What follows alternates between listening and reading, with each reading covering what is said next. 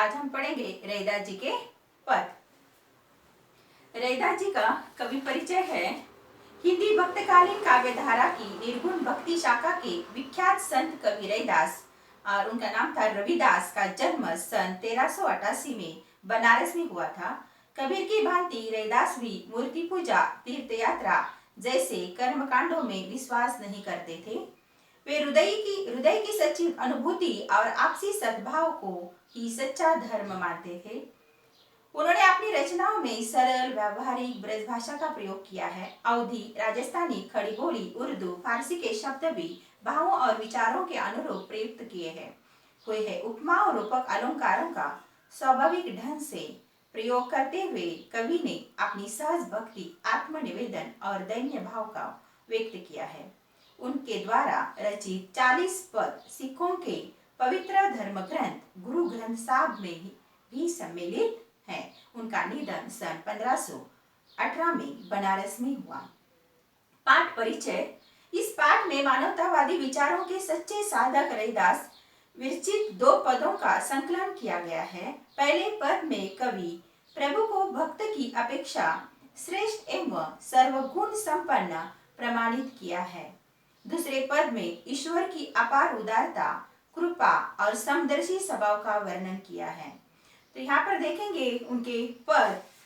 वो कहते हैं, अब कैसे छूटे राम नाम रट लागी, प्रभु जी तुम चंदन हम पानी, जाकी अंग अंग बास समानी।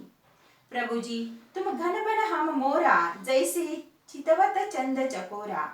प्रभु जी तुम दीपक हम बाती, जाकी ज्योति बरे दिन राती। प्रभु जी तुम मोती हम धागा, जैसे सोनहि मिलत सुहागा। प्रभु जी तुम स्वामी हम दासा, ऐसी भक्ति करे रैदासा। अब कैसे छूटे राम रट लागी, राम नाम रट लागी। यहाँ पर रैदास ने अपने भगवान से कहा है, हे भगवान तुम्हारी ऐसी आदत होगी है तुम्हारे नाम रटने की, मुझे रटना मीन्स आदत लग जाना, रट लागी आदत पड़ गई है, वो अभी मेरे से छूटती नहीं है। मेरा हर अंग अंग में आप बसे हुए हैं। आपका नाम मेरे मुंह से कभी भी रुकता नहीं है। मैं अखंड आपका जप करता रहता हूँ। आपकी रट लग गई है, आपके नाम की रट में लगाता रहता हूँ। प्रभु जी तुम चंदन हम पानी, जाकी अंग अंग बास समानी। और भगवान का और अपना कैसा नाता है, कैसी भक्ति है, वो दिखाने के लिए वो कहते हैं, प्रभु जी तुम चंदन हम पानी, जाकी अंग अंग बास समानी। हे प्रभु तुम कौन हो? चंदन हो और मैं आपका दास, आपका सेवक पानी हूँ। जैसे चंदन और पानी जब एक दूसरे में घुल जाते हैं तो पानी को भी चंदन की सुगंध आने लगती है, वैसे मेरे शरीर में आप मेरे अंग अंग में बसे हुए हो। प्रभु जी तुम घन बन हम मोरा, जैसे चितवत चंद चकोरा। प्रभु जी तुम घन बादल हो और मैं आपको देखने वाला। जो जंगल में होता है, जो घन बादल जब आते हैं और उनको देखकर जो मोर नाचता है, वो मैं क्या हूँ? मोर हूँ।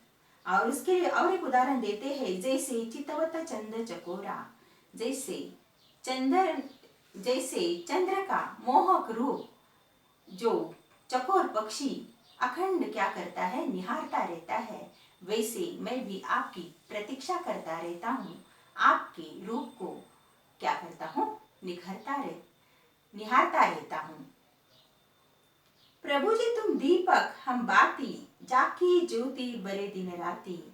हे प्रभु तुम दीपक हो और मैं उसमें जलने वाली बाती हूँ, बत्ती हूँ। जैसे रुई की बनी हुई एक बत्ती हूँ।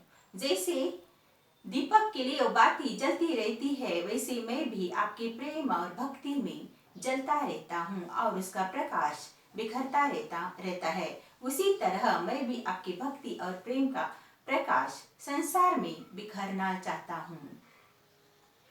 प्रभु जी तो मोती हम धागा, जैसे सोनहि मिलत सुहागा।